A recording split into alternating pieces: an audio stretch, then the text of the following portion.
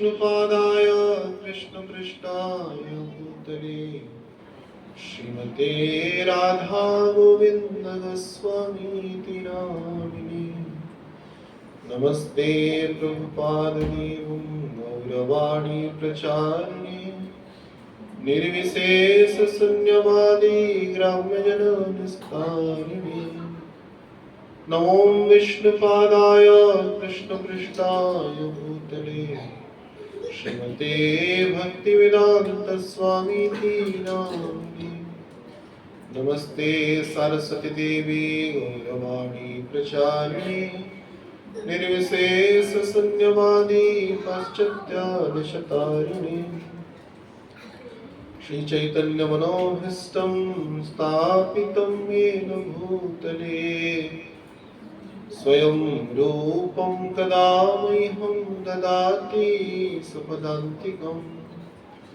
वन्देऽहं श्रीगुरुसिद्धपदकमलं श्रीगुरुन् वैष्णवांश्च श्रीरूपं साग्रजातं सहगण रघुनाथान्वितं तं सजीवम् साद्वैतं सावधूतं परिजनसहितं कृष्णचैतन्यदेवं श्रीराधा कृष्णपादान् सहगण ललिता श्रीविशाखान्वितंश्च। हे कृष्ण करुणासिन्धु दीनबन्धो जगत्पते गोपेश गोपिका कान्त राधा कान्त नमस्तुते। तप्त कांचन गौरांगी राधे वृंदावनेश्वरी वृषभानुसुते देवी प्रणमामि हरिप्रिये। वंशाकल्पतरुभ्यश्च कृपासिन्धुभ्यैव च पतितानां पावनेभ्यो वैष्णवेभ्यो नमो नमः। नमो महावदन्नाय कृष्णप्रेमप्रदायते कृष्णाय कृष्णचैतन्य नाम्नि गौरतिष्ठे नमः। जय श्री कृष्ण चैतन्य प्रभु नित्यानंद श्री अद्वैत गदाधर शिवासादि गौरभक्तवृंद। हरे कृष्णा कृष्णा कृष्णा हरे हरे हरे राम राम राम हरे हरे। शुभं करति वाचालं पङ्गुं लङ्घयते गिरिं यत्कृपातमहं वन्दे श्रीगुरो दिनतारिणे परमानन्दमाधवम्। ॐ नमो भगवते वासुदेवाय।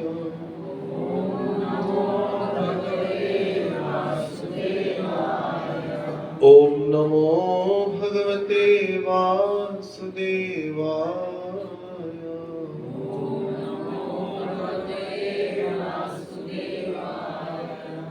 ॐ नमो भगवते वासुदेवाय।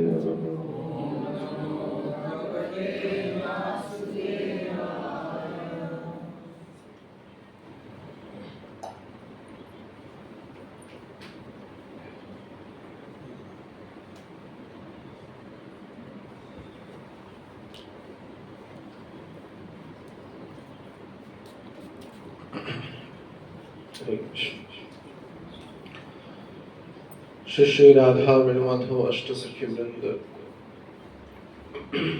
गुरु सखी समस्त मंजरीगण समस्त गोपीगण समस्त आचार्यगण समस्त गुरु तत्व की मदन गोपाल जी की तथा अन्य समस्त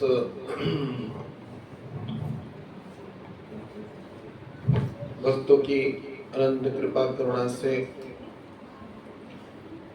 मानव जीवन का सर्वोत्कृष्टतम फल सत्संग के माध्यम से हम यहाँ पे हमारे आध्यात्मिक पुत्री मदन मोहिनी के इस जड़ शरीर की घर में गृह में एकत्रित हुए हैं। तो ये निश्चित रूप से आचार्य तत्व की अशेष कृपा करुणा है, जिसके फलसूत्र में सामूहिक रूप में हम भगवान की नाम रूप गुण लीला चरित्रों को अवगाहन करने का माध्यम प्राप्त किए हैं। यह हमारी निजी योग्यता के द्वारा संपन्न नहीं हुआ है, अभी तो भगवान की तथा आचार्यों की ही अशेष कृपा करुणा के द्वारा यह संभव हुआ है। वैसे 2014 से ही जब हम यहाँ पे नोएडा में थे, हम सभी किसी न किसी अवसर पे यहाँ पे बहुत भक्त परिचित हैं ही, और ज्ञात सार के चेहरा सब दिख रहे हैं। बच्चे सब छोटे थे और बहुत बड़े हो गए हैं। 10 वर्ष से ऊपर काफी समय गुजर गया है इसी अंतराल में।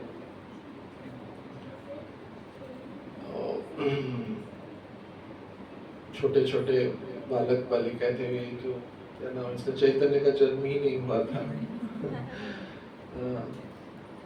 ये सब बच्चियां थी जो नील हाफ पैंट पहन के घूमता था। अभी बहुत बड़ा हो गया, देखने से पता नहीं चलता। काल का यह प्रभाव है। थिंग्स मस्ट गो ऑन, समय अतिबाहित होता है, लेकिन यह विचारणीय है। तो इस समय अंतराल में हमने क्या पाया और क्या खोया। निसंदेह आचार्य के अनुकंपा से, भगवान की विशेष कृपा कटाक्ष से बहुत ज्यादा ही पाया, और काल तो खोए ही नहीं है। बालक से किशोर हो गए, किशोर से युवा हो गए, कोई युवा से बूढ़े हो गए, कोई बुढ़े भी हो गए, 10 साल में बुढ़े भी हो जाते हैं। राधे हमको का अधिकतर बाल पक गया है। तो समय का यह खेल है। लेकिन निसंदेह जब हम कुंडलीपुर में थे महाराष्ट्र में, तो किसी सूत्र में नोएडा आने का मैंने विधान हुआ, तब वास्तविकता में परिचय या मैंने ज्ञात नहीं था, अवगत नहीं थे कि हाँ इतने फूल यहाँ पे खिल जाएंगे और महकाएंगे, सुगंधित करेंगे।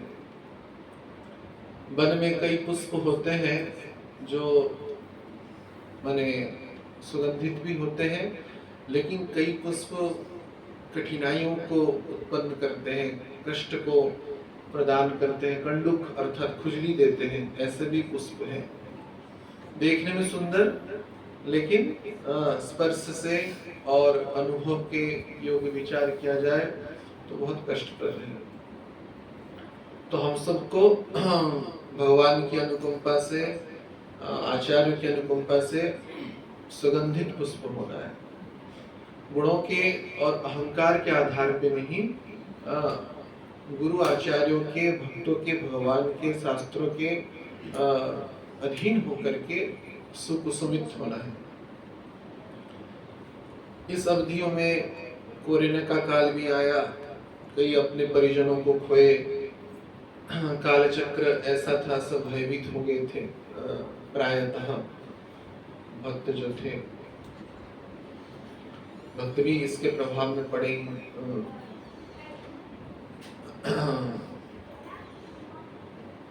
तो जैसे वो आए थे अभी बीच में, कुशुमिका माता जी आए थे, बोल रहे थे कुछ अवसर ऐसा आया, वो बोले virus means death, virus means death. ऐसा ही था, आया माने मरना ही। परंतु जब भगवान ही स्वयं काल के रूप में अपने आप को गीता में प्रतिपादन करते हैं, कालोस्मि, तो उनसे बड़ा काल कोई नहीं हो सकता है।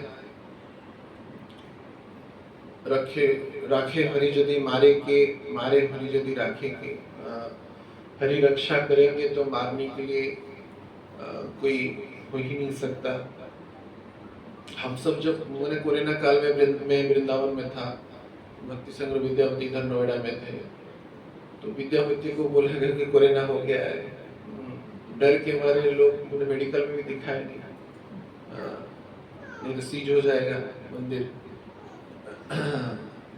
तो ऐसा स्थिति था, हम लोग सोचे थे कि तो चल के ही आएंगे और उसको लेके जाएंगे मेडिकल में दिखाएंगे, लेकिन कुछ भक्तों की सहायता से उस सबसे उबरे वो लोग। और सर्वोपरि भगवान की कृपा करुणा है कि संबंधों का जो सूत्रपात हुआ इसी काल के खंड में, बहुत कुछ परिवर्तन हुआ, भाव विचारधारा में परिवर्तन आया, और आप से तुम से तू हो गए। कई ऐसे संबंध हुए। पहले आप था तो जैसे संबंधों की नजदीकता ना केवल माने आत्मवत और प्रेम के आधार पे हुआ, अभी तो समर्पण के आधार पे हुआ। तो यह ऐतिहासिक है उस व्यक्ति के लिए, उस साधक के लिए, उस भक्त के लिए ऐतिहासिक है। और इसी अंतराल में एक अभिन्न कड़ी माने बने मदन मोहिनी बने, और मदन गोपाल का नामकरण से लेकर के दीक्षा आदि से लेकर, मैं जो गृह में प्रवेश किया देखा कि तो मंदिर ऐसा ही लग रहा है। तो मुझे बोले कुछ पल देख तो घूमिए, तो देखा सही में इधर अष्टसखी की भव्य, राधा माधव अष्टसखी की बड़ी भव्य गर्भगृह का पटचित्र है। तस्से गुरु कृष्ण की जो भावनाएं हैं चारों तरफ, मैंने व्यावहारिक रूप से आप सबके लिए, मेरे लिए तत्व रूप में बड़ी इम्प्रेसिव भी रहा। बहुत अच्छा लगा मुझे उस दृश्य देखते हुए। गुरु कृष्ण की भावना, हमारी दीक्षा की फोटो भी लगा हुआ है, तो वो देखे हुए बहुत भावुक हो गया। अंदर में जाके बाथरूम में रोने लगा मैंने। तो आचार्यों की अनुकंपा है कि हम सब उनकी कृपा कटाक्ष से ही यह जगत में भक्तिमय स्थितियों में प्रतिपादित हुए हैं। तो आइए हम सभी उन आचार्यों की ही अशेष कृपा करुणा को यत्किंचित चर्चा करें। समय का कितना सीमा है? कोई सीमा नहीं, बच्चों को भूख लग जाएगा। ठीक है, जैसे भगवान आगे समय को प्रवाहित कराए। तो जैसे हम चर्चा कर रहे थे, गुरु तत्व की अनुकंपा है कि हम इस जगत में भगवान का भक्ति कर पा रहे हैं, नाम कर पा रहे हैं, किसी न किसी क्रम में भगवान से जुड़े हुए हैं। और उससे भी सबसे सौभाग्यशाली हम हैं कि हम भगवान के भक्तों से जुड़े। साधु संगति में हरिनाम करना, यह बहुत सौभाग्य का सूत्र है। जैसे शास्त्रों में अवगत किया गया है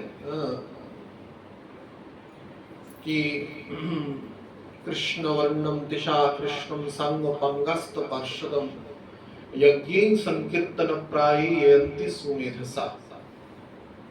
इस संकीर्तन रूपक यज्ञ में जो भी सम्मिलित हुए बहुत मेधावी, बहुत बुद्धिमान, बहुत पंडित और बहुत सौभाग्यशाली और कृपाशील व्यक्ति। अहोवस् सुपचापि गरियान जत जिह्वाग्रे वर्तते नामतुभ्यम।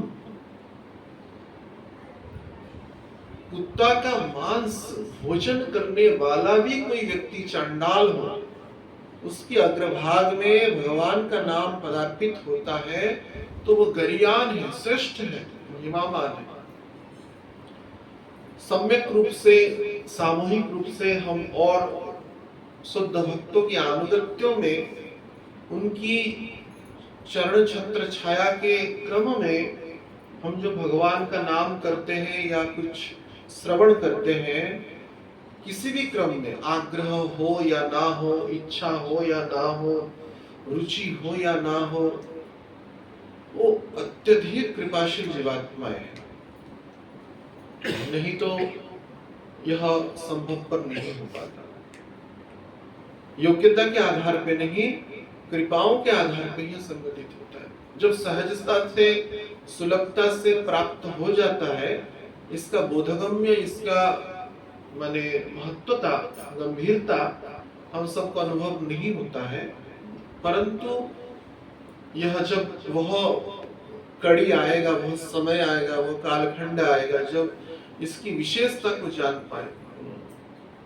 जैसे मिट्टी के अंदर कोई हीरा छुपा हुआ हो, कर्दमाक्त हो, अर्थात कीचड़ में परिपूर्ण हो, तो वो हीरा का चमक नहीं दिखाई देता। वैसे ही अज्ञानता के कारण हम साधु संघ की महिमा, भक्त संघ की महिमा, विशेष करके शुद्ध भक्त संघ की महिमाओं को आंख के ऊपर माया का पर्दा होने के कारण हम इसको अनुभव नहीं कर पाते।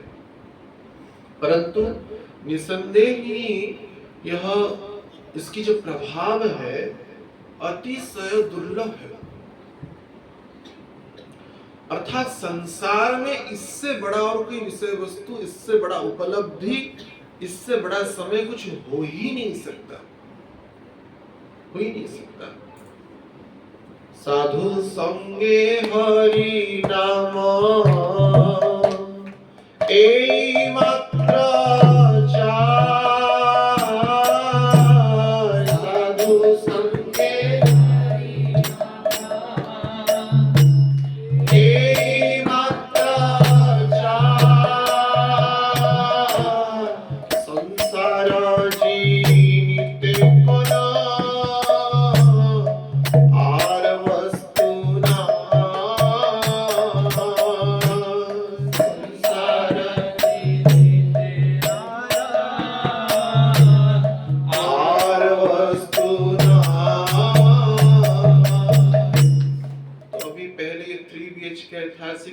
हो गया। तो यहाँ पे कह रहे संसार को भी खरीद लेंगे तब भी इसके समतुल्य कुछ नहीं। समझ रहे? तो करोड़ों रुपया लग जाते हैं भाई सब करने में, बहुत करना पड़ता है, ऐसा सहज नहीं है। परंतु संसार को जीन लेंगे, अर्थात जीत जाएंगे, तब भी साधु संघ की अंतर्गत हरिनाम और भगवत भक्ति की चर्चा जो है इतना दुर्लभ है, कह नहीं सकता। जो भगवत प्राप्त किए हुए हैं, जो गुरु कृपा से, साधु की कृपा से, गुरु तत्व की कृपा से भगवत प्राप्त किए, वो उसकी महिमा को खास अनुभव किए, खास अनुभव किए। वह मंजुल स्वरूप, वह संदर्शन और उस मुखारविंद से अमृतमयी कथाओं का जो, और सत्संगता का, किसी भी प्रकार से तो कुछ बोले भी नहीं, बस बैठे रहे, बस मंद मुस्कान करते रहे, और उनका संदर्शन ही हमारे समस्त प्रपंचों को नाश करने में परिपूर्ण समर्थ है। और जिस समय इसकी महिमाओं का अनुभव होगा, अर्थात वह एक स्तर आने के उपरांत, तो हम हमारी ज्ञान सार से, हमारी बुद्धि सार से यह परे है। इतनी महिमा है, इतनी कृपा है। तो अनेक जन्म के पुण्य प्रताप से द्वारा मध्य संभव पर नहीं हो सकता है। अनेक जन्मेरा फले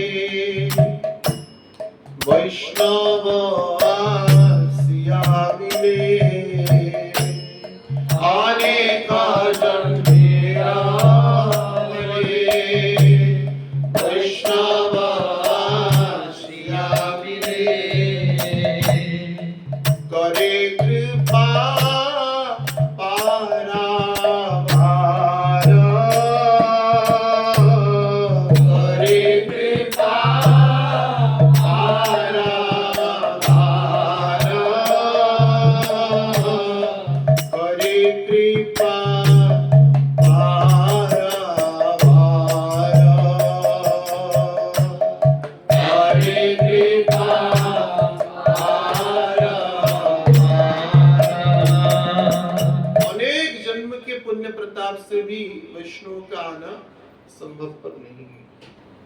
शुद्ध भक्त, वैष्णव का अर्थ केवल तिलक कंठी स्वरूप धारण करने से वो भक्त है, लेकिन शुद्ध भक्त वैष्णव की यहाँ पे बात किया जा रहा है। जो गुणातीत महापुरुष है, स्वरूपस्थ प्राप्त महात्मा है, भगवत प्राप्त महात्मा है, संबंध अविधेय और प्रयोजन को प्राप्त करने वाले जो महात्मा है, ऐसे महात्माओं का किसी भी क्रम में संदर्शन भी हमारा परम कल्याण का हेतु बनेगा, इसमें कोई संशय नहीं है। तो उन समस्त महात्माओं के प्रेरक कृष्ण पृष्ठाय भूतले, राधा पृष्ठाय भूतले, जो सत्पुरुष है, महापुरुष है, भगवत स्वरूप है, उनकी मूल जो तत्व है वो कृपा तत्व है। उनके अंदर क्या है? जो भगवान के अंदर जो है, जो कहा गया सच्चित आनंदमय स्वरूप, और आचार्य तत्व में, भगवान के शुद्ध भक्त तत्व में, वैष्णव तत्व में केवल कृपा ही है। उनका जो स्वरूप है कृपा का ही स्वरूप है।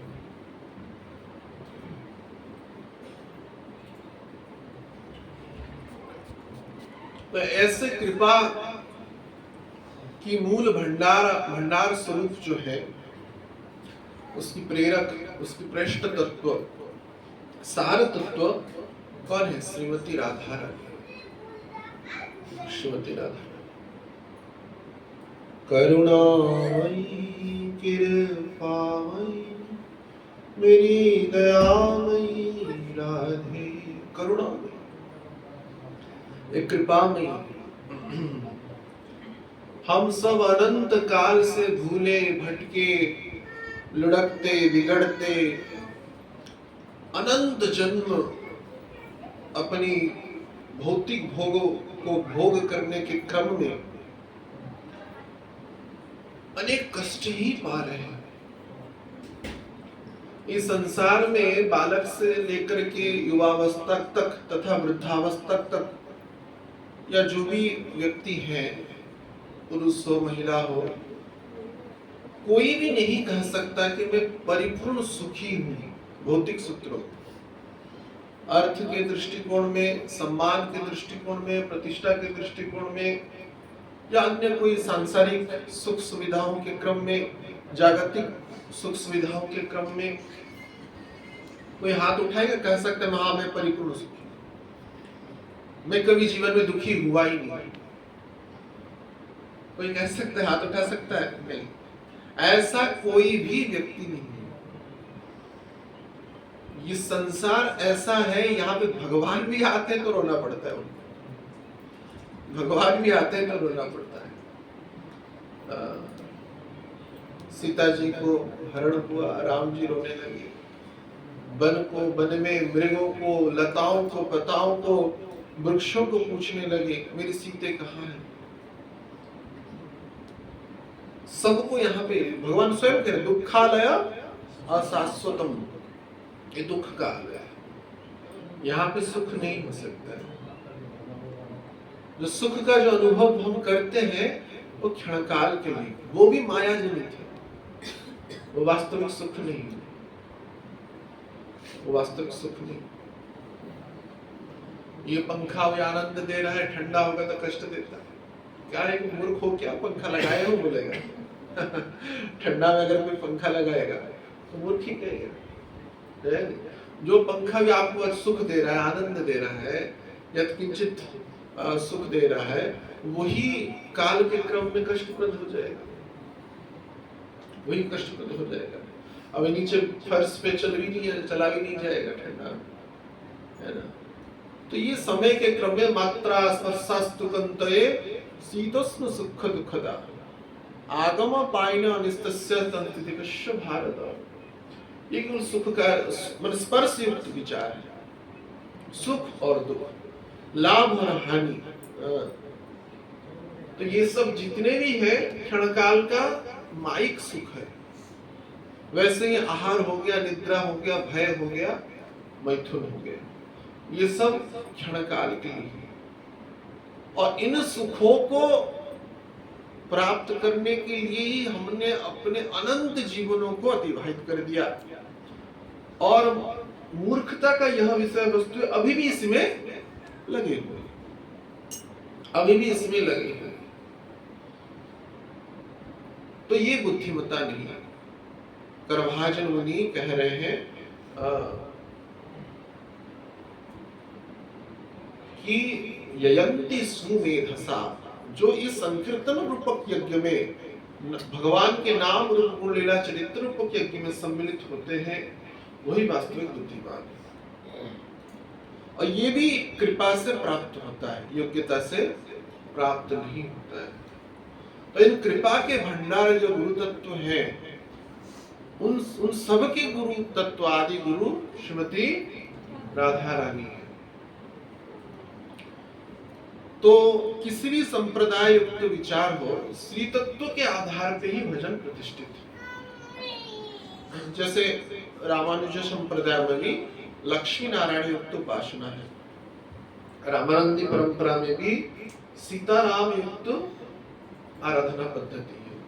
वैसे ही हम वैष्णव जो गौड़िया वैष्णव है या रस परंपरा के जो विचार है, चाहे हरिदासी परंपरा हो, राधा वल्लभी परंपरा हो, वहां पे श्री तत्व के आधारशिला पे ही हमारी भजन प्रतिष्ठित है। अर्थात मूल तत्व श्री तत्व के आधार पे, अर्थात राधा रानी करुणामयी जो राधा रानी है, उनके कृपा कटाक्ष से अभिन्न रूप से उत्तम भक्ति के सूत्र विचार किया जाए तो गुरु सखी व गुरु तत्व की कृपा से ही हम भगवत प्राप्ति कर सकते हैं। कनिष्ठ अवस्था में भगवान की नाम रूप लीला चरित्रों का हम आश्रय लेते हैं। मध्यम अवस्था में विग्रह से धीरे धीरे वैष्णव के प्रति हमारी सहज श्रद्धा प्रवृत्ति, गुरु तत्व के ऊपर श्रद्धा प्रवृत्ति वृद्धि होती है। और उत्तम अवस्था में केवल ही गुरु तत्व के आधार पे ही भगवत भक्तियों का जो दुर्गम पथ सुगम होता है। उत्तम गति प्राप्त करना है तो गुरु चरणों में ही रति उत्पन्न होगा, प्रेम उत्पन्न होगा, परिपूर्ण समर्पण होगा, तब जाकर के हो सकता है। श्री गुरु चरणे रति एहि से उत्तम गति। श्री गुरु चरणे रति एहि से उत्तम गति। जय प्रसादे पूरे सर्वाशा, जय प्रसादे पूरे सर्वाशा। श्री गुरु चरणों में जब तक रति उत्पन्न नहीं होगा, राधा रानी के चरणों में जब तक रति उत्पन्न नहीं होगा, तब तक उत्तम गति नहीं होगा। यहाँ पे हम राधा रानी के शब्दों के आधार पे चर्चाओं को आगे बढ़ाते हैं, जो हमने कीर्तन प्रारंभ में किया। परंतु उत्तम भक्ति के जो सूत्रपात जो गुरु से प्राप्त किए, वो यह शब्द गुरु के संदर्भ में ही विचार करके ग्रहण करिएगा। जो समर्पित शिष्यत्व भक्त है, सामूहिक रूप में राधा रानी के संदर्भ को लेकर के हम चर्चा करते हैं। तो यहाँ पे भक्ति विनोद ठाकुर महाशय राधा रानी की श्री राधा तत्व के संदर्भ में यह भजन को लिख रहे हैं, रचना कर रहे हैं। राधिका चरण पद्म सकल श्रेय सत्मा, जतन जे नाही आराधी। राधिका चरण सकल श्रेय सत्मा, जतने जे नाही आराधी। कह रहे हैं राधिका चरण पद्म, राधा रानी की चरण पद्म को क्या है ना, सकल श्रेय सद्म, अर्थात तात्विक रूप में श्री गुरु चरण पद्म सकल श्रेय सद्म। तो राधिका, राधा रानी को सब जानते ही ना कौन नहीं जानता है। कलिकाल में यह एक बड़ी कृपा है राधा रानी की कि राधा रानी को सब जान गए, माने कि कौन है राधा रानी, बता। अर्जुन सखा कान्हा ही उससे छोटा है, कान्हा ही। बताइए राधा रानी कौन है?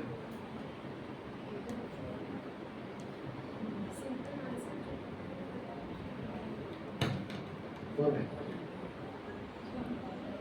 कान्हा होकर राधा रानी को नहीं जानता? बताओ कान्हा, कान्हा बताओ कौन है राधा रानी? कान्हा की प्रेयसी, इस वाले कान्हा की नहीं, मुरली वाले कान्हा की प्रेयसी। तुमको प्रेयसी चाहिए? नहीं तो बंसी वाले की प्रेयसी, वेणु माधव की प्रेयसी राधा रानी। तो गुरु महाराज कथा में कहते हैं कि उस अमेरिका में पूछे कि Radha Rani, oh she is Krishna's girlfriend,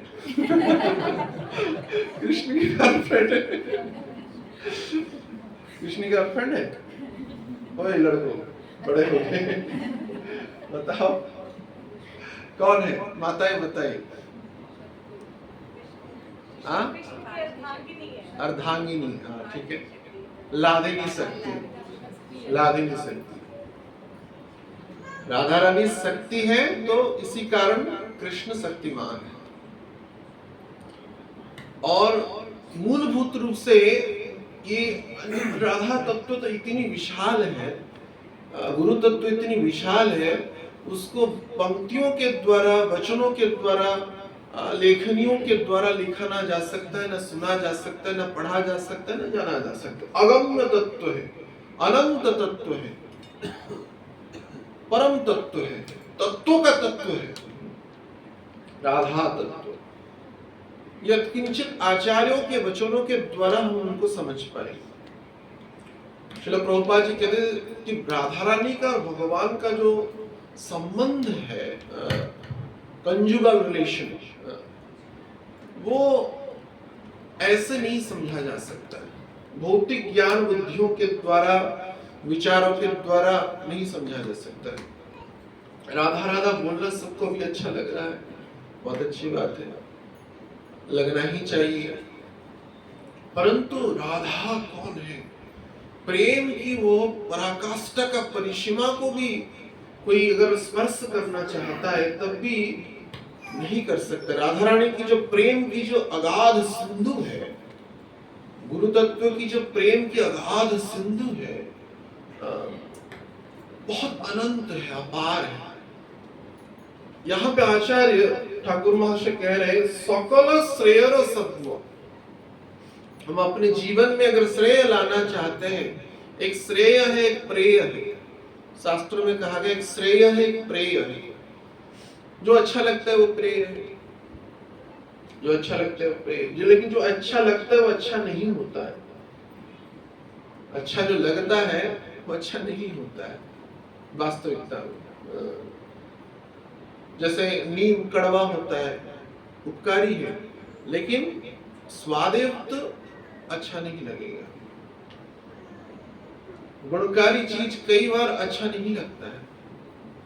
वैसे ही ये जो प्रेय वस्तु है, हम अपने इच्छाओं के आधार पे, मन के आधार पे, बुद्धि अहंकार के आधार पे तो ग्रहण करते ही है, परंतु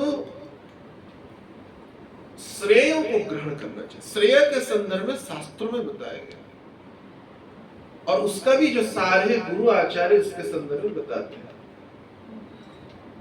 अब तो भीड़ चल पड़ा है, संसार का भीड़ देख रहे, अनंत जीवात्माओं में सभी का उद्देश्य भौतिक लाभ, पूजा प्रतिष्ठा ही, घर द्वार मकान गाड़ी बैंक बैलेंस यही है। इसके अतिरिक्त कुछ नहीं। परंतु जो श्रेय है वो शास्त्रों में अवगत किया गया है, आचार्य उसको अवगत कराते हैं, शुद्ध भक्त वैष्णव उसको अवगत कराते हैं। तो राधा रानी जो है समस्त श्रेयों के भी श्रेय है, समस्त श्रेयों के भी श्रेय है। कोई श्रीमान होना चाहता है, श्रेय को प्राप्त करना चाहता है, तो क्या करना चाहिए? राधिका चरण पद्म, राधा रानी की चरण पद्म की, गुरु चरण पद्म की उपासना करना चाहिए। और कैसे ना? जतने जे नहीं आराधना, यत्न के सही, सावधान के सही, बहुत ही सावधान के सही। जैसे विग्रह सेवा में, राधा कृष्ण की विग्रह सेवा को प्राथमिक अवस्था में, मध्यम अवस्था में प्रायतः मना किया जाता है। क्यों? क्योंकि राधा रानी की सेवाओं में अगर, वैसे तो वो करुणामयी है ही, जयंती के उपाख्यान में प्राप्त होता है किशोरी जी की करुणा कितना है। जयंत ने जब उनकी वक्षदेश को आघात किया, भगवान राम अत्यधिक क्रोधित हो गए और बाण चला लिए, परंतु किशोरी जी बोले कि नहीं, जैसे बालक के मुख में दंत पंक्ति आ जाता है तो माता इससे व्यथित नहीं होती है, दुखी नहीं होती, अभी तो आनंदित होती। उनकी जो दृष्टिकोण है, करुणा का जो दृष्टिकोण है, किशोरी जी की यह लीलाओं से समझ में आता है। कितना ना करुणामयी। यद्यपि जयंत का विचार दूषित विचार था, कलुषित विचार था, परंतु सीता जी ने ऐसा कह करके राम जी को यह दृष्टिकोण दिया और करुणा की भिक्षा मांगी, प्रार्थना की।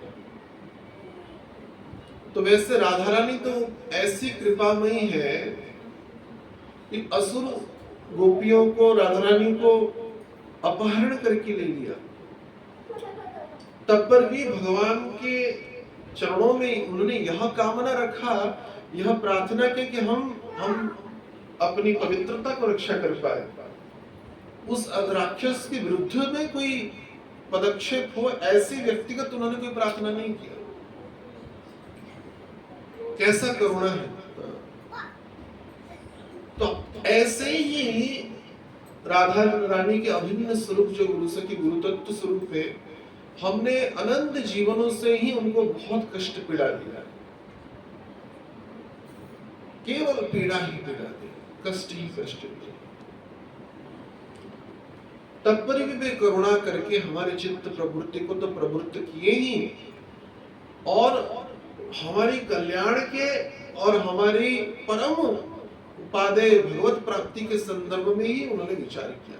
मारो खाया प्रेम दिए, मारो वो खाए लेकिन दिए केवल प्रेम। इस जीवन चक्र में भी वो उस जीवात्मा को ग्रहण करके जो भक्ति का जो भी उपादेय कर रहा है, नवदा भक्ति हो, श्रवण कीर्तन आदि या अन्य जो भी भक्ति का आचरण वो कर रहा है, उनकी कृपा से ही कर रहा है, और उसकी समस्त कर्मों फल को लेकर के अपने शरीर से अनंत कष्ट प्राप्त कर रहे हैं।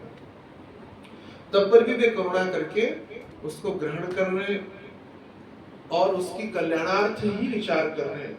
आमालागी कृष्ण निवेदन दिवेनम प्रचु, भगवान को निरंतर प्रार्थना करते हैं कि आप इसको अपना लीजिए। तो ऐसे राधा रानी जो आदि गुरु तत्व है, करुणा के भंडार है, करुणा के स्टोर हाउस है। तो उनकी चरणों की उपासना बड़ी सावधान से, जत्न से करने की आवश्यकता है। इनके अतिरिक्त और ऐसा करुणा कोई कर नहीं सकता। और उनकी जो प्रेम है, राधा रानी का जो मूल कृपा है, प्रेम प्रदान करना। इस जगत में धर्म अर्थ काम मोक्ष चतुर्वर्ग जो पुरुषार्थ है, वह तो किसी ना किसी क्रम में प्राप्त हो ही जाता है, परंतु प्रेम तत्व की प्राप्ति नहीं होती। इस जगत में स्वार्थ ही स्वार्थ है, काम का संबंध है, स्वार्थ का संबंध है, निष्काम प्रेम का संबंध नहीं है। कहाँ पे भी कोई भी संबंध ले लीजिए, शास्त्रों में कहा गया पिता माता का संबंध जो है यत्किंचित स्वार्थ नहीं थे, तब पर भी सूक्ष्मता में देखा जाए तो इसमें स्वार्थ है। आजकल तो यह भी कलुषित हो गया, पिता माता का तो प्रेम दिखता ही नहीं, दिखता नहीं, सब स्वार्थ में ही रचे हुए, क्योंकि चेतना ही ऐसा दूषित हो गया है, उद्देश्य अलग है सबका। परंतु तब पर भी शास्त्र में अवगत किया गया, हाँ पिता माता का स्नेह जो है संतानों के प्रति यत्किंचित निस्वार्थ पर है। तब पर भी कहते जो बड़ा हो जाएगा, अरे निठल्ला कहीं का पड़ा हुआ है, बैठ के खा रहा है बस। भगवान इतने अनंत काल से खिला रहे हैं, कभी नहीं बोला कि तो निठल्ला है ना। बाप माँ तो बोल ही देता है, निठल्ला हो गया तो पड़ा पड़ा खाता रहता है बस। क्योंकि संसार का धर्म ही यही है, स्वार्थ प्राप्त नहीं होगा तो वचन वाणी की कटुता प्रारंभ हो ही जाएगा। जब तक ठन गोपाल मिलता रहेगा तब तक ठीक है, नहीं को मिलेगा तो बेकार है, बेकार। क्या मने और जीव जश किश पाप कन्या दारा पुत्र के मने संपादी। आश्चर्य मानेंगे, मने ऐसी घटना चक्र कली चक्र में घटता है तो कह ही नहीं सकते। एक चाटा मार दिया तो जाके पुलिस स्टेशन पहुंच जाते हैं, बच्चे पहुंच जाते हैं। सोचिए हम लोग का तो पिटाई खा खा के जीवन गया है। केवल सुबह उठा तो पिटाई, शाम हुआ तो पिटाई, ब्रेकफास्ट लंच डिनर यही है। अभी अगर कुछ कह दो तो खत्म कहानी। तो यही मैंने 2-3 पढ़ेगा नहीं तो वो हुआ ही नहीं काम, ऐसा ही था सिस्टम। अब का परंपरा अलग हो गया है। न पिता माता में भी उस तरह का आचरण रहा, न संतानों में भी उस तरह का आचरण रहा। प्रत्येक दिन हम लोग सुबह उठते थे जड़ शरीर से, उठ करके स्नान आदि करके प्रणाम करते थे, पूरा पंचांग प्रणाम करना चरण स्पर्श करके, और प्रायतः जैसी परंपराएं रहती थी, बड़ी सभ्यता मर्यादित रहती थी। लेकिन कली काल में कली दावानले सब भस्मीभूत हो गया। तो इस कालखंड में स्वार्थों को संबंधों को लेकर के या शरीर के संबंधों को लेकर कुछ एक्सपेक्टेशन अगर आप रख रहे हैं, कुछ आशा आकांक्षाएं रख रहे हैं, तो सबसे बड़े मूर्ख हैं आप, सबसे बड़े मूर्ख हैं। कुछ नहीं होगा। और देखा भी जाता है ना, मैंने इतना परिश्रम किया जाता है, इतनी अर्थों की लगाए बच्चों के लिए लगाते हैं, और व्यवस्थाएं वस्त्र से लेकर के अन्य सुख सुविधाएं, लेकिन समय के क्रम में सब गायब हो जाता है। हम बारंबार कथा में एक बार कहते हैं, बिहार में गए थे और उनके पिता माता देखे एक परिजन के घर गए थे, तो वो माता जी को पैरालाइज हो गया है। मैंने पूछा आपकी कितने लड़के लड़कियां हैं? मैंने पूरा जमींदारी वाला घर है, बहुत जमीन जायदाद, आम के बगान है, कटहल के बगान है, सब है। और वृद्ध अवस्था में भी वो उनकी जो हस्बैंड है वो वकालती कर रहे हैं कोर्ट में, बहुत एज हो गया, करीब 60-65 हो गया ना, 70 हो गया। तो माता जी उनकी वाइफ का पैरालाइज। मैंने पूछा कि संतान कितना, एक लड़का है लड़की, वो बेंगलोर में है, लड़का युवक है, शादी हो गया है।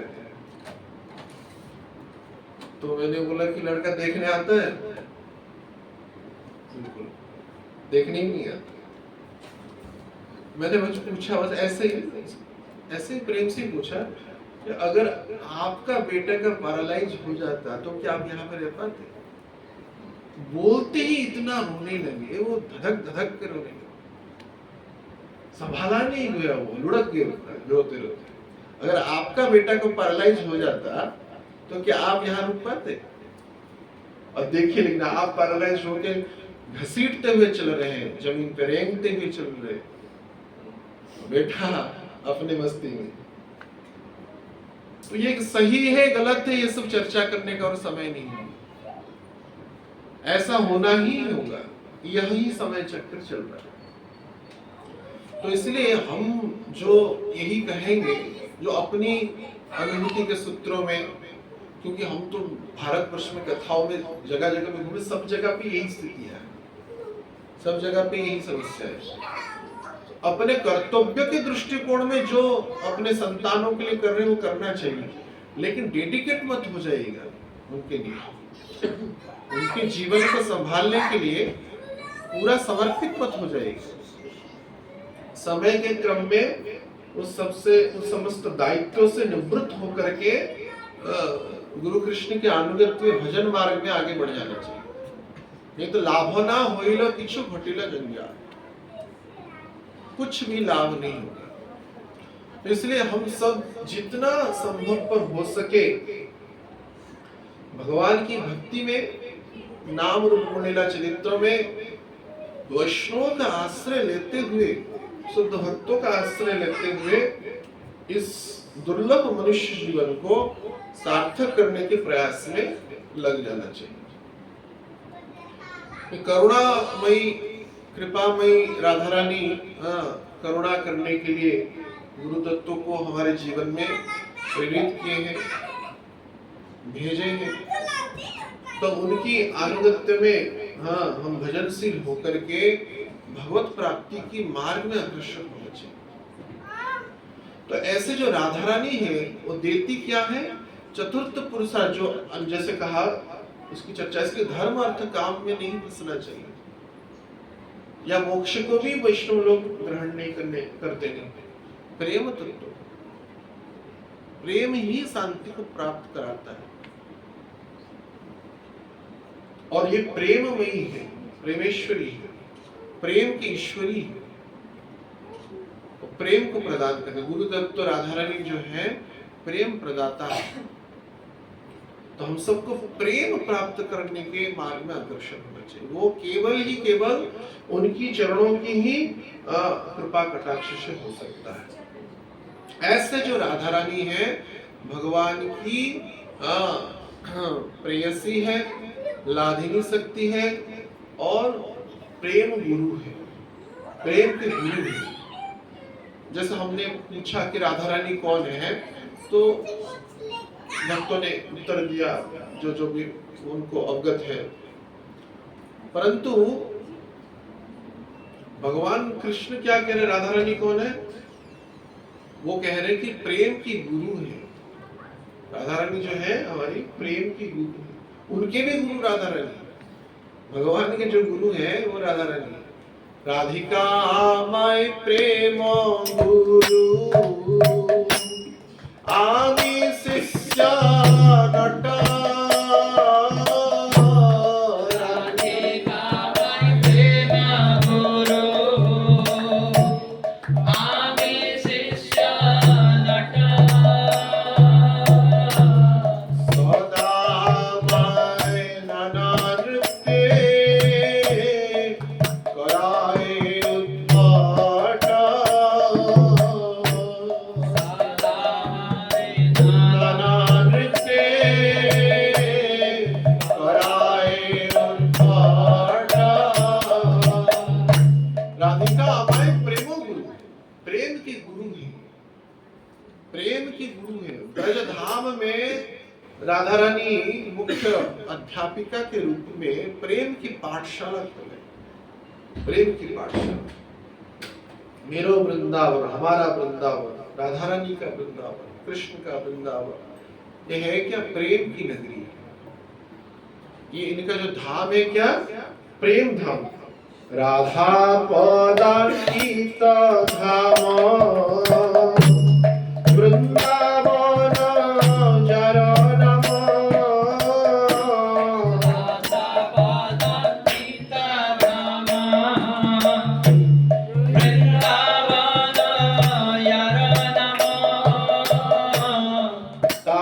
जेना आश्रय करिला।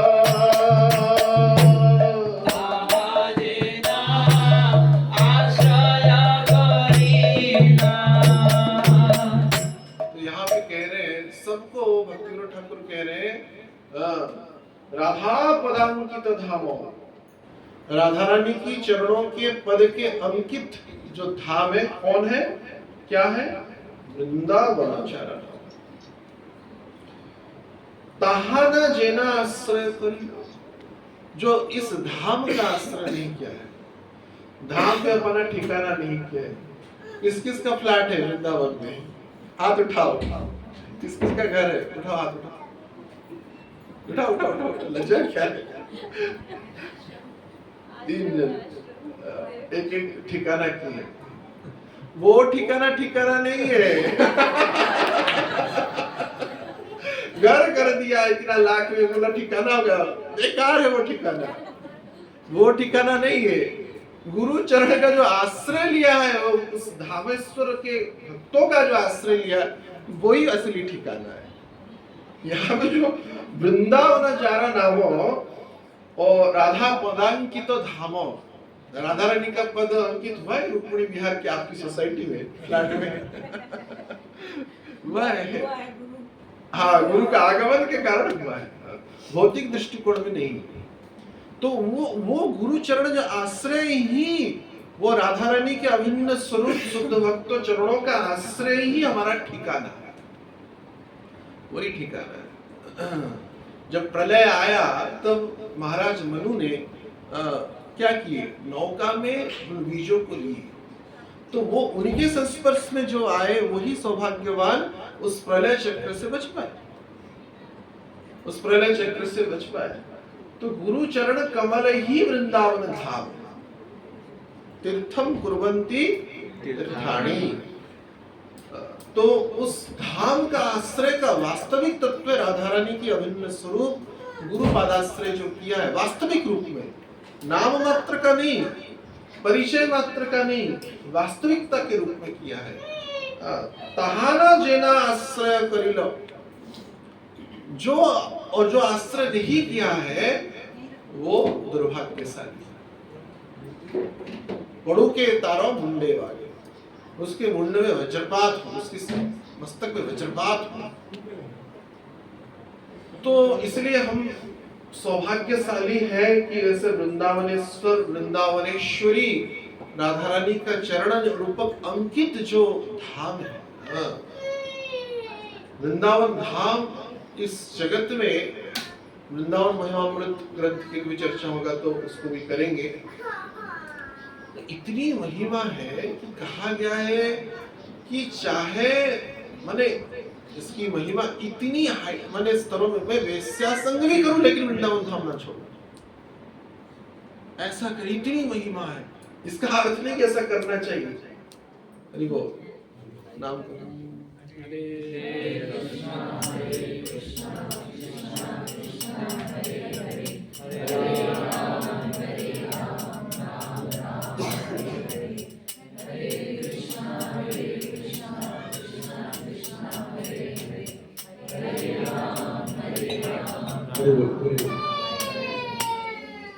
राधा रानी की जय, वृंदावनेश्वरी की जय। तो राधा पदांकित धामो वृंदावनाचारण, राधा रानी की चरणों की अंकित वह धाम, इसी कारण इसकी महिमा है। उन गुरु तत्व राधा रानी गोपियों का चरण, जैसे कहते ब्रज रज, उसके कारण ब्रज की महिमा है, ब्रज रज के कारण ब्रज की महिमा है।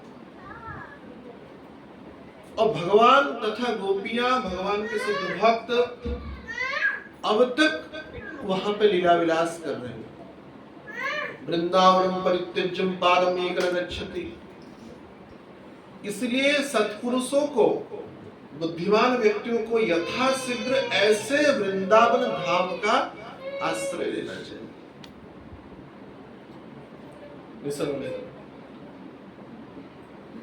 जैसे कोरोना काल में सब चल रहा था, लेकिन कोई लॉकडाउन जो भी हो, वो लोग तो ब्रजवासी ही, या जो ऐसे उच्च कोटि के महात्मा है वो ऐसे ही अपने राम आनंद में थे। उनको कोई कठिनाई नहीं, कुछ मृत्यु का भय नहीं। काल भी जिसके भय से भयभीत होता है वो भगवान कृष्ण का वो धाम। शास्त्रों में यह भी कहा गया है प्रलय काल में धाम अखंडित रूप में व्यवस्थित रहता है, उसको कोई प्रलय नुकसान नहीं कर पाता है। वृंदावन धाम की ऐसी महिमा है, तो जो भी फ्यूचर स्कीम कर रहे हैं अपने अपने समय चक्रों में, आर्थिक व्यवस्थाओं के सूत्रों में, हम यही बोलेंगे यथाशीघ्र वृंदावन में किसी संत महापुरुष के अनुगत्य में भावों को रखते हुए उनकी शरणागत होकर के उनकी चरण रूपक ठिकाना अपनाए। उसी क्रम में फ्लैट जो प्राप्त हो जाते हैं वो ठीक है लैंड फैंड, परंतु उन चरणों का आश्रय लेने का प्रयास या प्रार्थना भगवान से करना चाहिए। ऐसी धाम की अद्भुत कृपा है वृंदावन धाम की, ऐसी करुणा कटाक्ष है, तो वहां पे 84 लाख जो जीव जोनी है वो चलता नहीं है। कितना भी गहिर पाप कोई कर ले तब पर भी यमलोक को वो नहीं जाता है। इसका अर्थ नहीं करना चाहिए। तो सोचिए अगर इस प्रकार से मैंने वो विषयासंगति की प्राप्त करके भी वो कह रहे मैं ना छोड़ूं, तो जो भगवान का भक्ति कर रहा है, किसी भी क्रम में धाम वास कर रहा है, भगवान का नाम रूप लीला चरित्र का चर्चा कर रहा है, श्रवण कर रहा है, या किसी संत के चरणाश्रित होकर के वृंदावन धाम में रह रहा है, तो उसकी महिमा क्या ना कहा जा सकता है। वेद शास्त्र सकल पुराण भी इसकी महिमा मंडित नहीं कर सकते, वर्णना नहीं कर सकते। तो ऐसे राधा रानी का चरण, ऐसे गोपियों का चरण, ऐसे गुरु तत्व का जो चरण जिस धाम में अंकित है, जिसका आश्रय अगर कोई नहीं किया है, उससे बड़ा दुर्भाग्यशाली कोई नहीं हो सकता है। तो इसलिए हमको यथाशीघ्र भगवान की ऐसी जो चरणों से अंकित है, राधा रानी की चरणों से अंकित धाम है, उसका आश्रय लेना चाहिए, उनके भक्तों का शरण आश्रय लेना चाहिए। और राधा रानी की जो प्रेम तत्व का जो पराकाष्ठा है, और उनकी दुलार, उनका प्रेम की जिसको अनुभव हुआ ऐसे महात्माओं का, उनसे अगर हम सुनेंगे कितनी करुणामयी है, कितनी कृपामयी। जब राधा रानी का पहला संदर्शन प्राप्त होगा, मानो किसी जीव को आचार्य तत्व की कृपा से, उनकी करुणा से, ऐसा जो अनुभवी महात्माएं हैं उनके अनुभव के आधार पर कह रहे हैं, इतने सौकुमारित्व उनमें है, इतनी कोमलता है, इतनी सुंदरता की पराकाष्ठा है, तो देखते ही मूर्छित हो गए।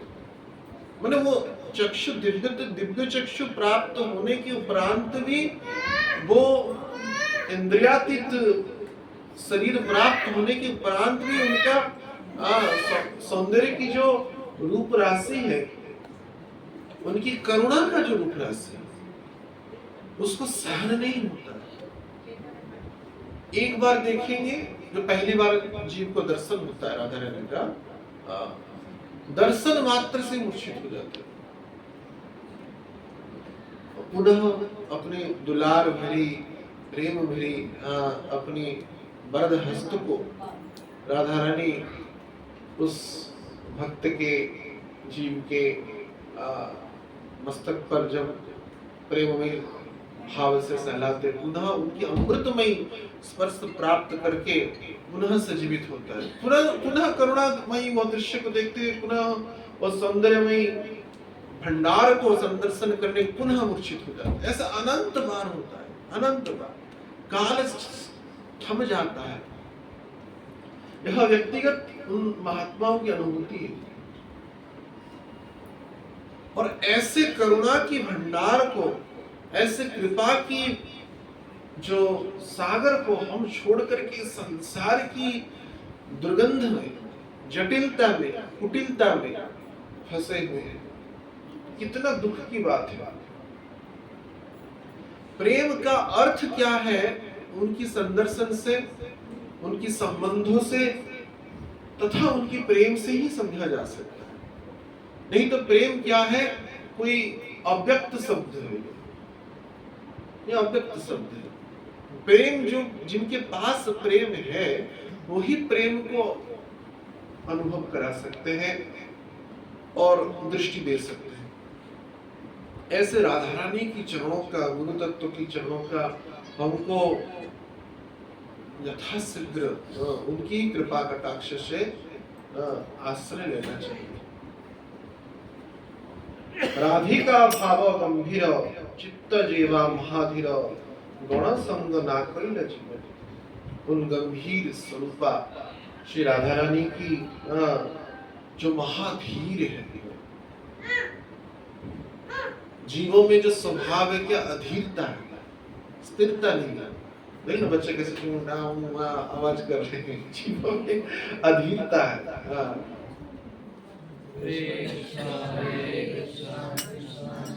हरे हरे राम। लेकिन राधा रानी क्या, राधिका भावो गंभीर, बहुत गंभीर है। अपने जीवन में भी जो जितना गंभीर होते हैं उतना ही भक्ति की तत्वों को अनुभव करने में वो प्रवीण होते हैं। रूपा जी कहते थे Krishna consciousness only for the seriousness. गंभीरता, गंभीरता बहुत आवश्यक।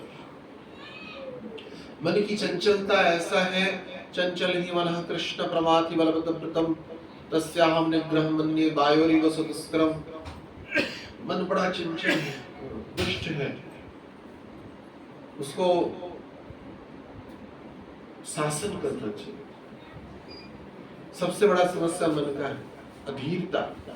और मन की सबसे बड़ा दुर्प्रवृत्ति है क्या, अधीरता, धीर नहीं।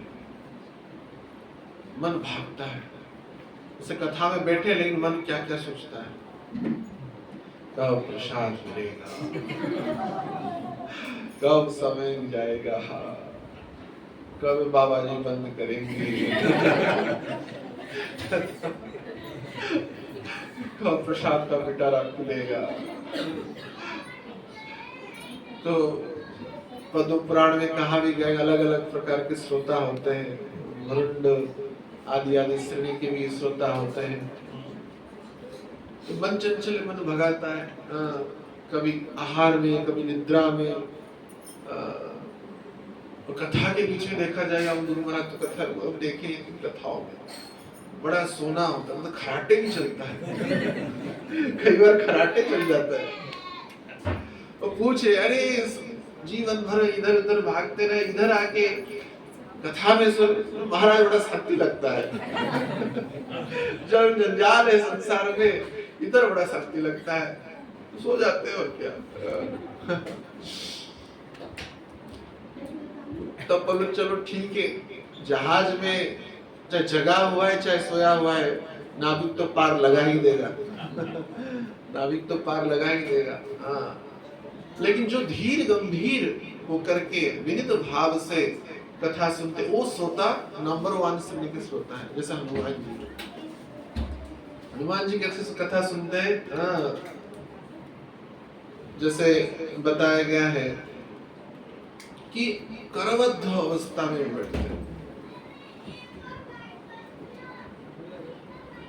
वास्तवादि परिपूर्ण लोचन मारुतिनम, जो वास्तव माने आंख से निरंतर अश्रु प्रवाहित होता है और हाथ ऐसे ऐसे रहते हैं कंटिन्यू, और ज्ञात होकर के नहीं सोचते। कई भक्त कहते हैं ये तो कथा हम सुने थे, पहले से सुने थे, नई कथा कुछ नहीं है।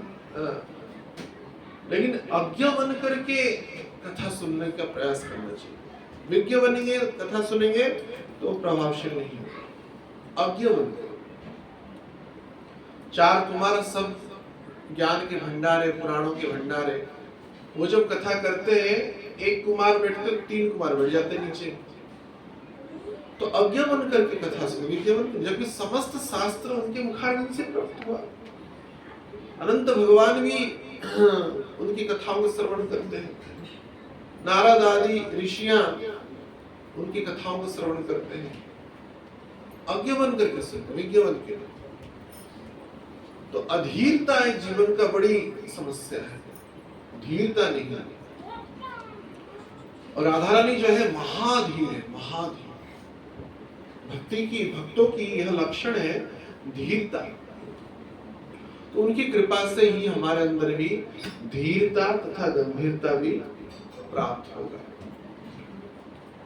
और उन राधा रानी के गणों का जो संग, अर्थात गोपियों का या मंजरियों का, सखियों का जो संग नहीं किया, उनकी संस्पर्श में नहीं आया है, ऐसे राधा प्रियजन, राधा गणों की संग ना कोई ले जीवन है, तो उसका जीवन बेकार है, जीवन परिपूर्ण रूप से बेकार है। तो इसलिए ऐसे राधा रानी के चरणों में हमको प्रार्थना करना चाहिए कि हमको उनकी गणों का, उनकी भक्तों का, उनकी गोपियों का, मंजरियों का, सखियों का संग प्राप्त हो, उनकी अनुगत्यता हमको प्राप्त हो। एनी वेदाना धरा सखीरानु गता करा, एनी वेदाना धरा सखीरानु गता करा, सेवाधि कारणी करणी दासी,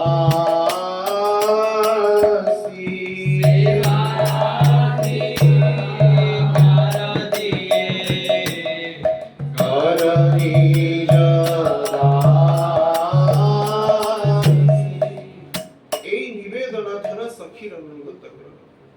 हर एक सनातनी जो है, भगवत भक्त है, अपने घरों में तुलसी महारानी को रखते हैं। सबके घर में है तुलसी महारानी, ना किसी का नहीं है, होगा, संदेह होगा। तो उनको निवेदन क्या करने के लिए कह रहे हैं दीनकृष्ण दास कि एई निवेदन धर सखी अनुगत कर, उन सखियों का अनुगत्य में हमारा भजन हो। राधा रानी के प्रियजन गोपी सखियों की, गुरु सखी के अनुगत्य में हमारा भजन, ये हम सबको प्रार्थना करना चाहिए। प्रायतः भक्त यहाँ पे है और कई वर्षों से किसी न किसी क्रम में भगवत वैष्णव भक्तों का संगति में हम हैं।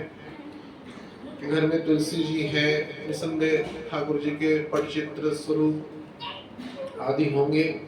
तो राधा रानी की कृपा कटाक्ष को प्राप्त करने के लिए उनके गणों का, उनके संग का, भक्तों का संगति की प्रार्थना हम सबको करना चाहिए। केवल से श्यामानंद रस सिंधु स्नानानंद लभिबे बुझो एक मने, ऐसे भक्तों भगवान श्याम सुंदर की जो रस सिंधु में अगर अवगाहन करना चाहते, रस सिंधु स्नानानंद, उन रस के सिंधु, रस सागर है।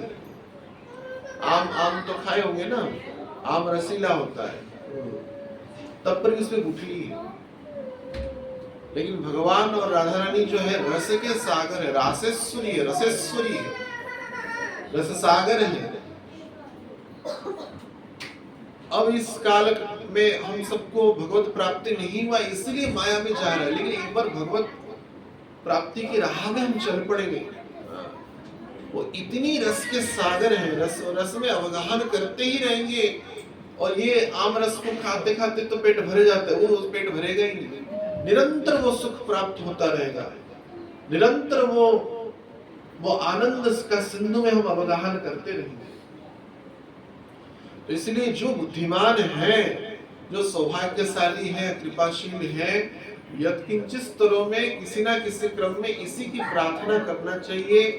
और मूलभूत रूप से जो समर्पण भाव है ऐसी प्रार्थनाओं में हम सबको देना चाहिए कि भगवत भक्ति की उत्तम सूत्र को हम प्राप्त करें जीवन में।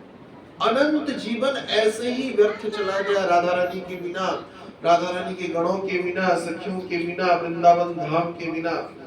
इस जीवन में हम सबको ये जो प्राप्त हुआ है बहुत ही ज्यादा कृपा हुआ है।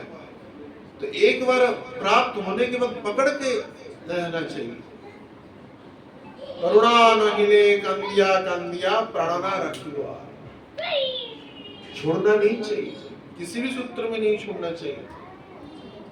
कैसे भी हो आप स्मरणों में, बंधन में, चिंतन में, स्मृतियों में संतों को, धाम को, भगवत स्वरूप को रखिएगा। इस प्रयास में अपना जीवन को डेडिकेट करिए। यह सकते हैं अपने कर्म जंजाल में, अपने पारिवारिक संबंधों में, कर्तव्यों में आदि में सब है, हम नहीं कह रहे इस सबको छोड़ दीजिए, लेकिन गृहे था के बने था सदा बोली हरि डाका,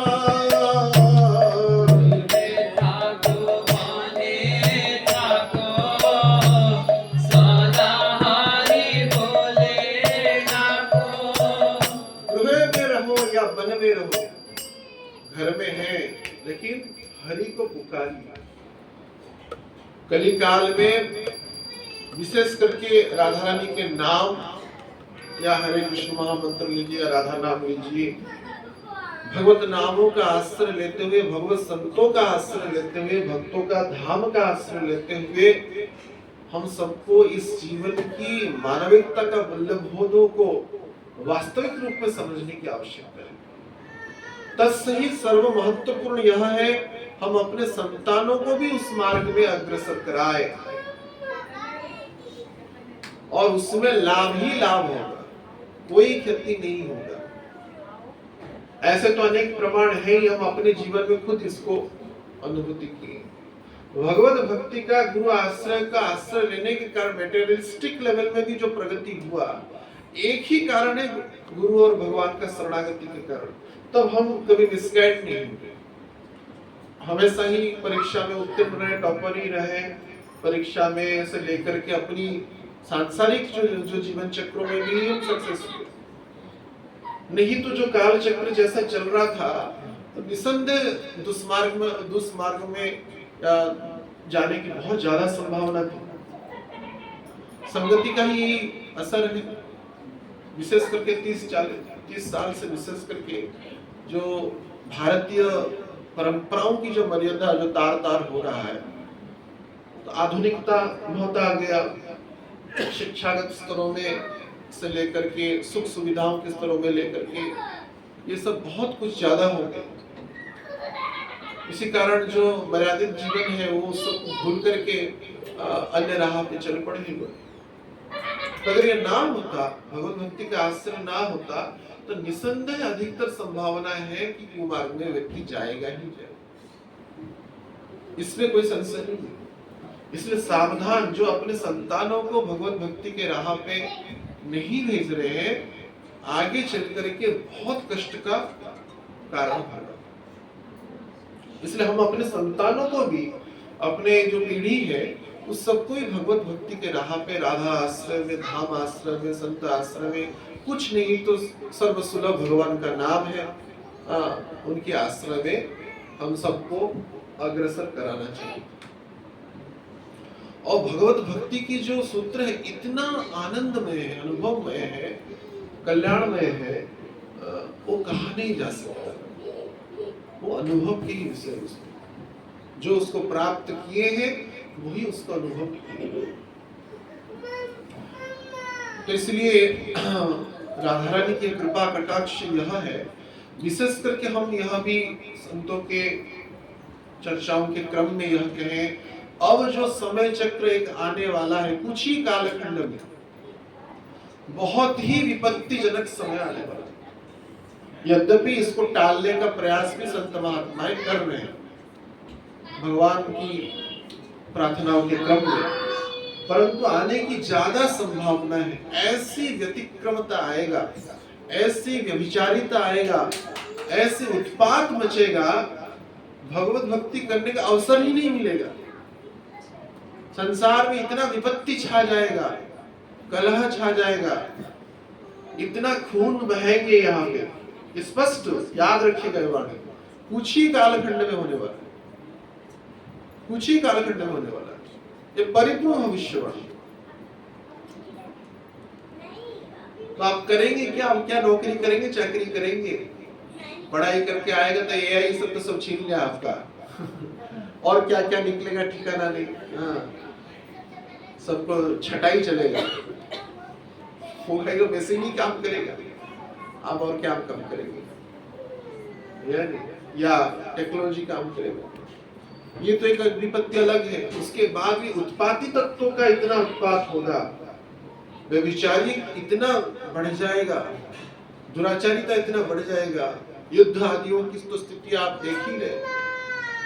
गैस का संकट सबको तो अनुभव हो ही रहा होगा। यहाँ पे तो सब पाइप, ऑनलाइन पाइप वाले हैं सब। हमारा तो आश्रम में चूल्हा ही चल रहा है 1 महीने से। सब संकट आ जाए, लोग इतना डिपेंडेबल हो गए टेक्नोलॉजी के प्रति, विज्ञान के प्रति, एक ना एक दिन फेल होगा। ये तो फेल होगा। उसके बाद मनुष्यता में मनुष्यता नहीं रहेगा। उत्पाती तत्व, विधर्मी तत्व इतने बढ़ जाएंगे, जो द्वादश स्कंद भागवत में लिखा गया है।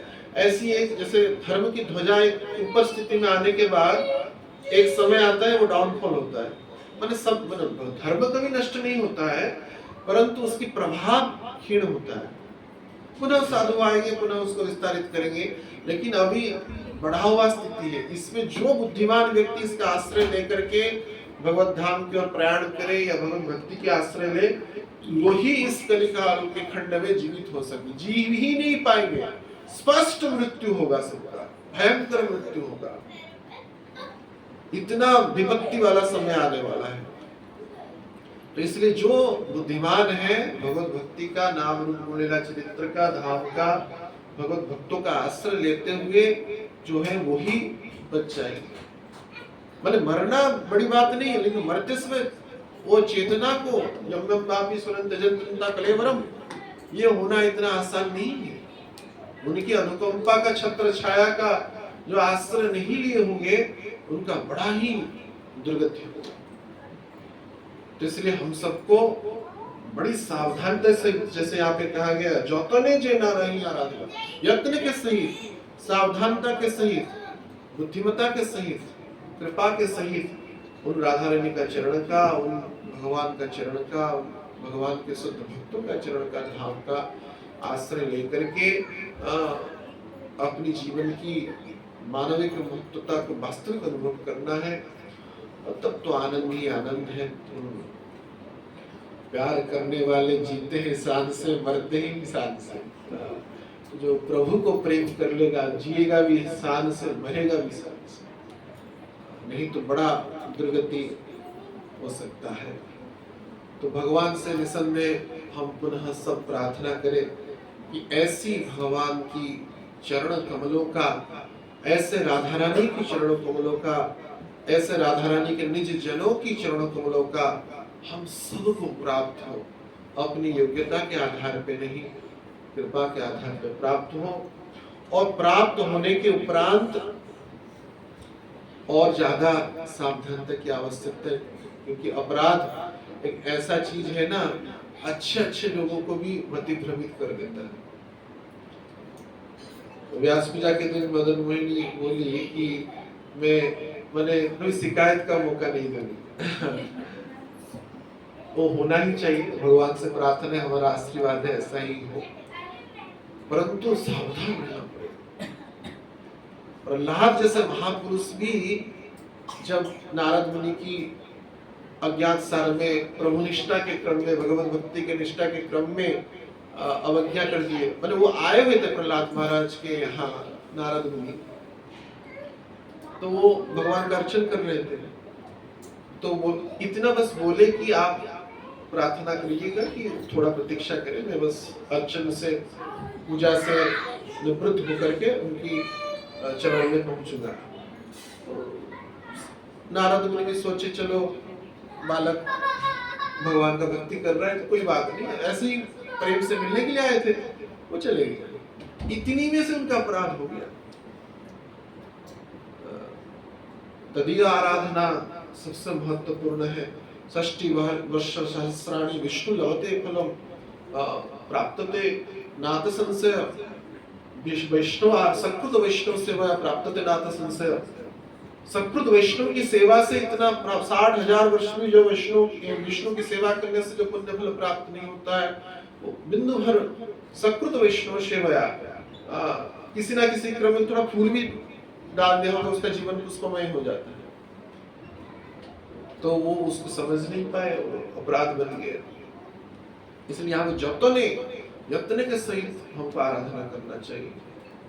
सदगुरु सद्भक्तों का आश्रय लेने के बाद सबसे बड़ी जो सावधानता है वो अपराध रहित भजन करें, अपराध रहित होकर के आश्रय लेना। उनको कोई दुख नहीं लगता है, परंतु प्रभु को दुख लगता है, भगवान को कष्ट हो जाता है। तो जो नरसिंह देव की कृपा से उन्होंने भक्ति की इतनी सूत्र को प्राप्त किया थे, वो विचार तुरंत बदल गया। वही नरसिंह देव का आराधना कर रहे थे, बोले कि अरे मैं कितना बड़ा मूर्ख, मेरे पिता का जो हत्या किया उसकी मैं आराधना कर रहा हूँ। प्रहलाद महाराज सोचने लगे। पद्म पुराण में लीला प्राप्त हुआ है। तो चल पड़े कि फौज पलटन लेकर कि इनसे लड़ाई करूंगा, उनका हत्या कर दूंगा। प्रहलाद महाराज नरसिंह देव को हत्या करने के लिए चल पड़े। वैकुंठ गए तो जा नहीं पाएंगे, वहां पे दिखे नहीं, संदर्शन नहीं हुए। तदुपर रमा वैकुंठ गए, वो वहां भी प्राप्त नहीं हुए। ब्रह्मा जी के पास गए, बोले कहाँ है ना, अभी नर नारायण के रूप में वही नारायण विष्णु ही बद्रिका आश्रम में विराजमान कर रहे। तो नर नारायण से युद्ध करने के लिए प्रहलाद महाराज चल पड़े। रास्ते में जा रहे थे, एक दिन फौज रुका हुआ था, एक जगह पे शिविर लगा हुआ था। तो एक बूढ़ा सा व्यक्ति है, लकड़ी उठा रहा है बड़ा कठिनाई से। तो बोले मेरी राज्य में इतने वृद्ध व्यक्ति को इतना परिश्रम करना पड़ रहा है, पूछे उस वृद्ध व्यक्ति से कि मैं आपकी सहायता करूं। बोले नहीं आपको आवश्यकता नहीं, हम अपनी कार्य कर लेंगे। तो नहीं हम कर लेते हैं। तो जब वो लकड़ी का एक बंच था, गठरी था, उसको उठाने के लिए प्रयास किया, बिंदु भर भी उठा नहीं। कितना परिश्रम करे, कितना जोर लगाए, प्रहलाद महाराज ना उठे। उस समय तो युवक होके बने राजा हो गए थे, बालक नहीं थे, बड़े नहीं थे। तो वो वृद्ध व्यक्ति बोले अरे तुम इस लकड़ी की गठरी को नहीं उठा पा रहे हो, चल पड़े नर नारायण से युद्ध करने के लिए। तो प्रहलाद महाराज विचार किए, ये बात इनको कैसे पता चले कि मैं नर नारायण जी से युद्ध करने चल पड़ा। कोई त्रिकालदर्शी महात्मा होंगे तो उनका चरण में पड़ गए, लाभ कृपा करके अपना परिचय बताए। बारंबार अनुरोध करने के उपरांत साक्षात नर नारायण ही प्रकट हो गए, स्वयं नर नारायण ही। तब उनको अपनी अपराध का ग्लानि हुआ, वो समझाए तो गुरु चरणों में अपराध करने के कारण तेरी भगवत भक्ति संपूर्ण रूप से नष्ट हो गया। जिस नरसिंह की उपासना में तुम गुरु को क्षणकाल के भी परित्याग किया, यद्यपि आपका भाव गलत नहीं था लेकिन व्यवहार गलत हो गया। इसी क्रम में तुम्हारा संपूर्ण भक्ति ही नष्ट हो गई। तो इसलिए बंदो ही सावधान हो। इन चरणों का आश्रय लेने के उपरांत सावधानता बहुत महत्वपूर्ण होता है। तो हम उन राधा रानी के चरणों में, भगवान के चरणों में, धाम के चरणों में बारंबार यही प्रार्थना करेंगे कि हमारा चित्त प्रवृत्ति निष्काम रूप से, निरपराध रूप से ऐसी चरणों की प्राप्ति के मार्ग में अग्रसर हो। राधा रानी की कृपा कटाक्ष को हम अनुभव करें और हमारा जीवन उनकी ही कृपा कटाक्ष के आधार पे परिपूर्ण रूप से पर्यवेक्षित हो। हरे कृष्णा कृष्णा कृष्णा हरे हरे, हरे राम राम राम हरे हरे। करुणा शिलामयी राधा रानी की जय। समस्त गुरु तत्व की जय। समस्त आचार्य तत्व की जय। वृंदावन धाम की जय। श्रील प्रभुपाद श्री गुरु महाराज की जय। दाई गौर सितनाथ प्रवनंदे। थोड़ा 5 मिनट कीर्तन करके अच्छा किसी का प्रश्न है तो 5 मिनट लेते हैं। है किसी का प्रश्न? हाँ बताइए। आपने बोला कुछ ही काल है। हाँ तो ये जो परिस्थिति आ जाएगी तो वो काल को कितना हो अगले साल 10 साल 20 साल तो हम तो बोलते हैं कभी होगा। तो चले सब यहाँ से कथा के बाद सब चलते हैं वृंदावन। है ना? सब बोरिया बिस्तर बांधो चलो। हाँ छोड़ो घर द्वार चलो हरिद्वार। एक्चुअली हाँ भागवतम में कहा गया है कि परीक्षित महाराज को तो पता था कि 7 दिन के बाद मृत्यु हो जाएगा, लेकिन वैसे ही शास्त्रों में वर्णना है ये जीवन की कोई भी माने अपेक्षा नहीं है कुछ भी।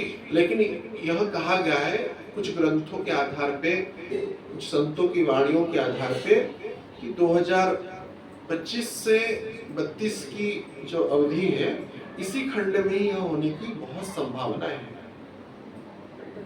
2032 तक अवधि तक आगे चल करके 8-10 साल ज्यादा से ज्यादा शिफ्ट हो सकता है। जैसे आपके जैसे ये अभी अचानक जैसे गिरिराज जी जिनको भगवान धारण किए थे तो थोड़ा हल्का किए तो सखाए तो अपनी लाठी फाठी दिए ना, तो वैसे ही जब संतों को प्राप्त हुई पता चल ही गया कि ऐसा होने वाला है तो वो विपत्ति को ऐसे पकड़े हुए। बाबा जी का क्या विचार? बाबा जी लोग कभी भी हाथ छोड़ देगा, उनका कोई ठिकाना नहीं। बाबा जी को कोई विश्वास नहीं, जो अपनी पिता माता का नहीं हुआ किसका होगा? चलो भाई चलो, है या नहीं? तो वो कभी छोड़ देगा बाबा लोग। ये जान लीजिए बाबा जी लोग पकड़ा हुआ है, साधु संत लोग उस विपत्ति को पकड़े हुए हैं।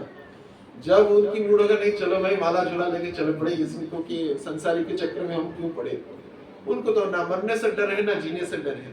तो ये थोड़ा शिफ्ट हो सकता है, प्रयास पूरा चल रहा है।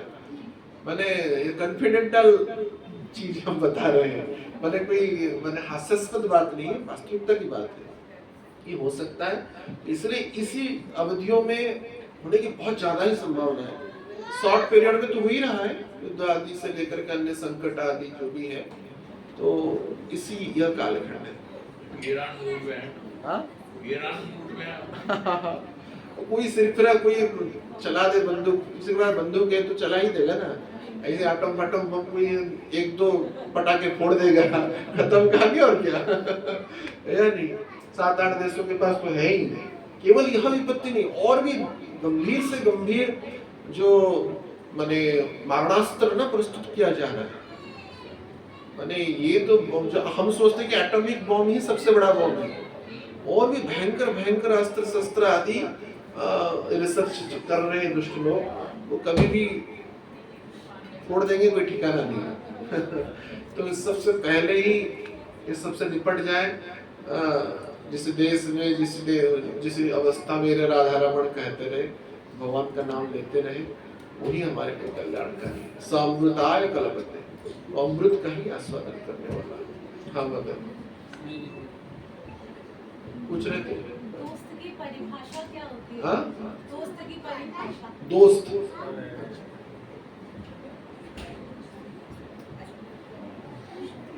शास्त्रों में कहा गया है, जो संपत्ति में विपत्ति में, सुख में दुख में, लाभ में हानि में, राजद्वारे श्मशाने यह तिष्ठति स बान्धवः। बंधु कौन है? राजद्वार में और श्मशान में, सुख में भी और कष्ट के पीड़ा में भी, जो आपके साथ खड़ा हो हर एक समय में बिना कहे, वो दोस्त है। लेकिन ये चाणक्य नीति के अनुसार यह वाक्य है, लेकिन हमारे वास्तविक दोस्त तो भगवान है। भगवान स्वयं कह रहे कि भोक्तारम यज्ञतपस्याम सर्वलोक महेश्वरम सुहृदम सर्वभूतानाम मैं ही सुहृद। असली दोस्त जो है वो कान्हा है, राधा है, गुरुदेव है, भगवत भक्त है, और कोई नहीं है। ठीक है, और है किसका प्रश्न?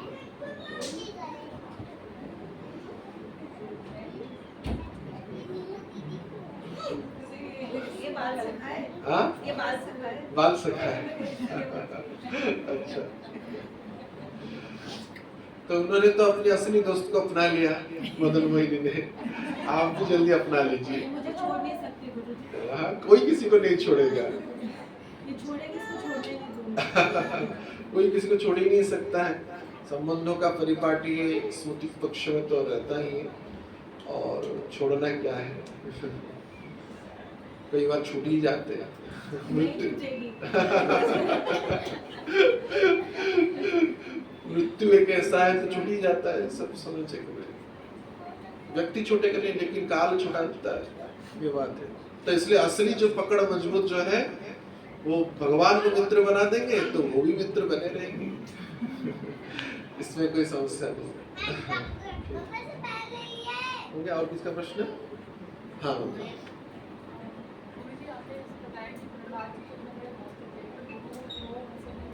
गुरु और द्रोह हो गया।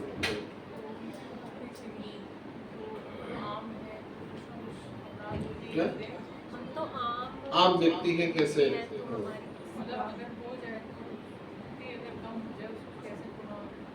इसलिए यहाँ पे हर एक बार शास्त्रों में कहा गया है कि साधु सावधान, साधुओं को ही सावधान होने की आवश्यकता है। जो असाधु है वो सावधान नहीं हो। जैसे हम रास्ते में चल रहे हैं, अगर गाड़ी चला रहे हैं, अगर थोड़ा केयरलेस हो गए तो एक्सीडेंट हो गए।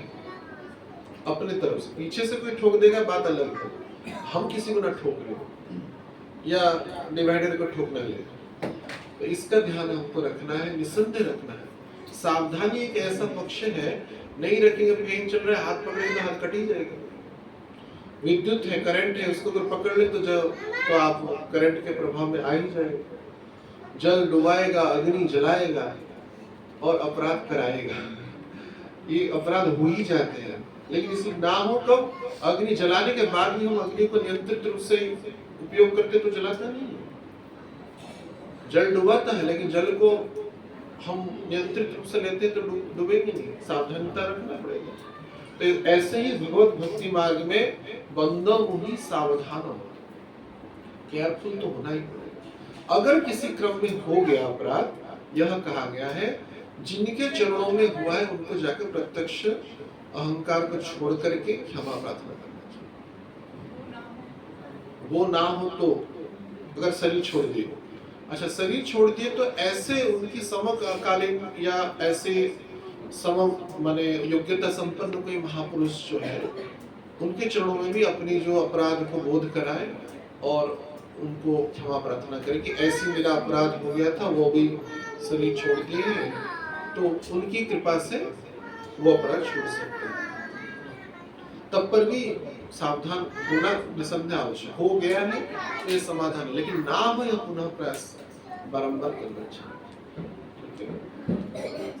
दो व्यक्ति हैं, एक तो अखंड जोत जला के रखता है और एक है जो अपने काम के बीच में समय समय पर नाम लेता है। तो कौन भक्त है? क्या कान्हा जी माफ करेंगे कि वो अखंड जोत नहीं जलाता है लेकिन वो नाम लेता है, तो भक्त कहलाएगा? भगवान तो कहते स्वल्पम अपस्य धर्मस्य त्रायते महत्वयात्। थोड़ा सा भी भक्ति किया होगा ना तो काम में आएगा ही आएगा। वो तो स्मरण रखेंगे, लेकिन हम उनको स्मरण रख पाए ये व्यवस्था करना चाहिए। वो तो रखेंगे, वो रखे इसलिए तो आप यहाँ बैठा है। वो बुलाए हैं, आप नहीं आए, वो बुलाए। तो वो स्मरण कर किए हैं, वो प्रेम करते हैं, तभी तो आपको यहाँ पे लाए, या जितनों को भी लाए, या आगे चल के जितनों को लाएंगे। पर हम उनको स्मरण रखें।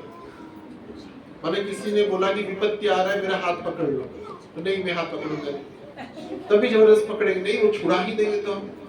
तो ये वाला परिस्थिति ना हो, ऐसा प्रयास। इसलिए अभ्यास योग्य, अगर हम भगवान की निरंतर स्मरण रखेंगे तो अभ्यास बना रहेगा। तो हम उनको ना, वो तो हमको भूले ही नहीं, हम भी उनको भूलेंगे, तो स्ट्रॉन्ग बॉन्डिंग और मजबूत हो जाएगा, सशक्त हो जाएगा। ठीक है। हो गया? 5 मिनट कीर्तन करके विराम करते हैं।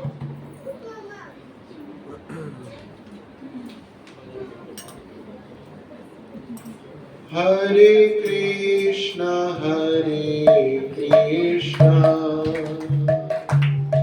कृष्ण कृष्ण हरे हरे, हरे राम राम राम राम हरे हरे, हरे कृष्णा कृष्णा कृष्णा हरे हरे, हरे राम हरे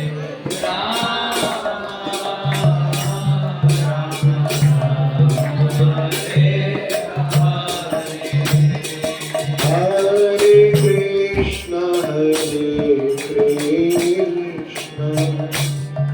कृष्ण कृष्ण हरे हरे, हरे राम राम राम हरे हरे, हरे कृष्णा कृष्णा कृष्णा हरे हरे, हरे राम राम राम हरे हरे, हरे कृष्णा कृष्ण कृष्ण हरे हरे, हरे राम राम राम हरे हरे, हरे कृष्णा सभी बोलिए जोर से, हरे राम राम राम हरे हरे, हरे कृष्णा कृष्ण कृष्ण हरे हरे, हरे राम राम राम हरे हरे, हरे कृष्णा हरे कृष्णा कृष्णा हरे हरे, हरे राम राम हरे हरे, हरे कृष्णा कृष्ण कृष्ण हरे हरे, हरे राम राम हरे हरे,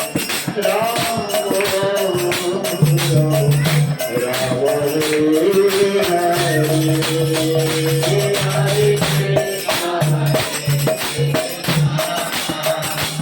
कृष्णा कृष्णा हरे हरे, हरे राम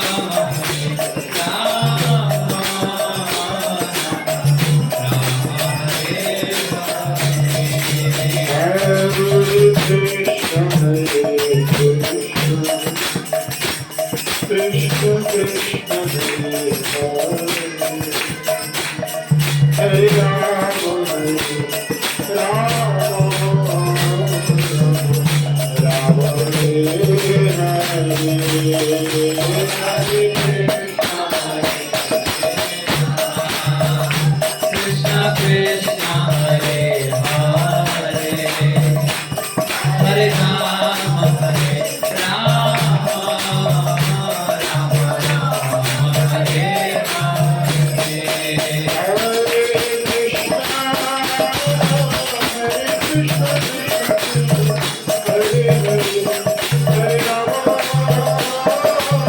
हरे राम